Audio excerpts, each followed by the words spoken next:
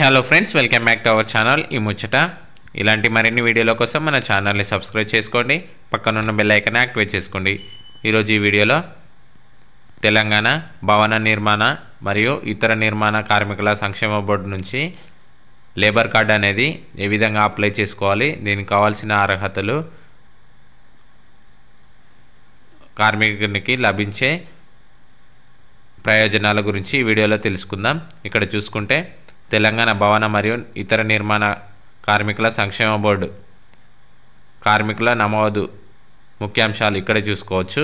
భవన మరియు ఇతర నిర్మాణ కార్మికుల ఉపాధి క్రమబద్ధీకరణ మరియు సర్వీస్ షరతుల చట్టం 1996 మరియు తెలంగాణ నిబంధనలు 1998 అనుసరించి ఇక్కడ ఇవ్వడం జరిగింది.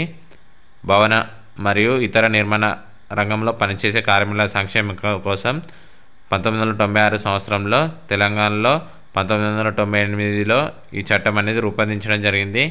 లబ్ధిదారుల ఎంపిక కావాల్సిన అర్హతలు వచ్చేసి భవన నిర్మాణ కార్మికుడు లేదా కార్మికురాలై ఉండవలెను.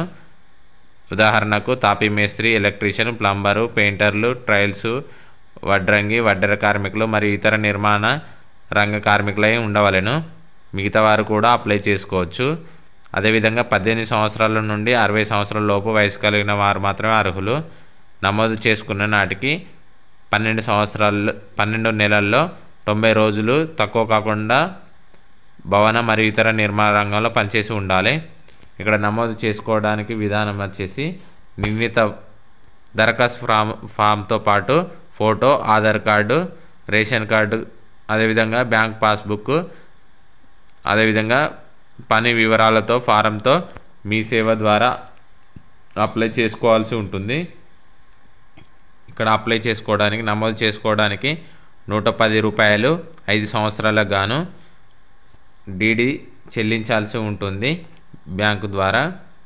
అదేవిధంగా ఇక్కడ ప్రతి నిర్మాణ రంగ కార్మికులకు 60 సంవత్సరాల వయసు పూర్తి అగునంత వరకు ప్రభుత్వం నిర్ణయించిన తమ వాటాను మీ సేవ ద్వారా చెల్లించవాలను.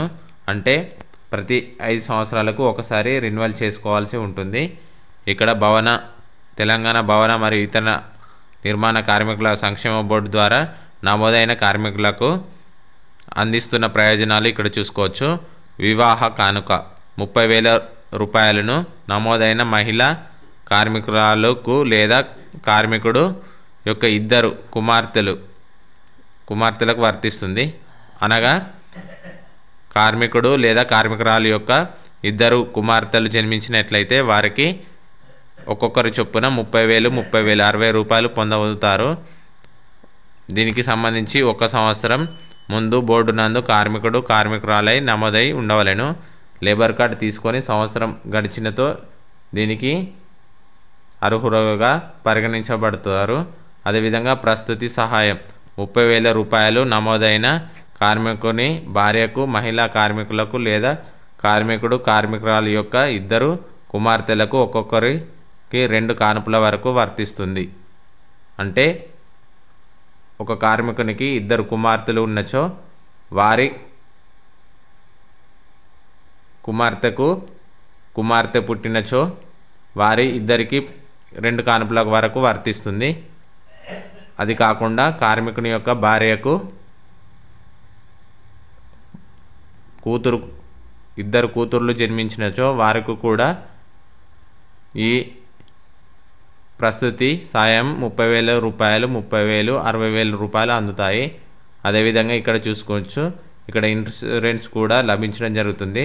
సాధారణ మరణం పొందిన వారి కుటుంబానికి 1,00,000 రూపాయల ఆర్థిక సహాయం, అదేవిధంగా ప్రమాదం వలన చనిపోతే కుటుంబానికి 6 లక్షల రూపాయల ఆర్థిక సహాయం, కార్మికుని దహన సంస్కార ఖర్చుల కోసం 30,000 రూపాయలు, ప్రమాదం వలన అంగవైకల్యం కలిగిన కార్మికులకు గరిష్టంగా 5 లక్షల వరకు ఆర్థిక సహాయం అందించబడుతుంది.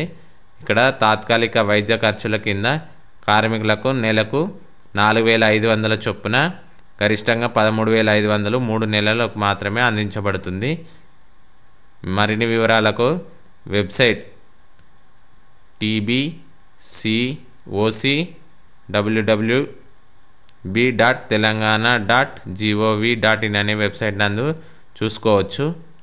ఓకే ఫ్రెండ్స్, ఈ విధంగా తెలంగాణ భవన మరియు ఇతర నిర్మాణ రంగ కార్మికుల సంక్షేమ బోర్డు నుంచి లేబర్ కార్డ్ అనేది ఈ విధంగా అప్లై చేసుకొని ప్రయోజనాలు అనేది ఈ విధంగా పొందవచ్చును.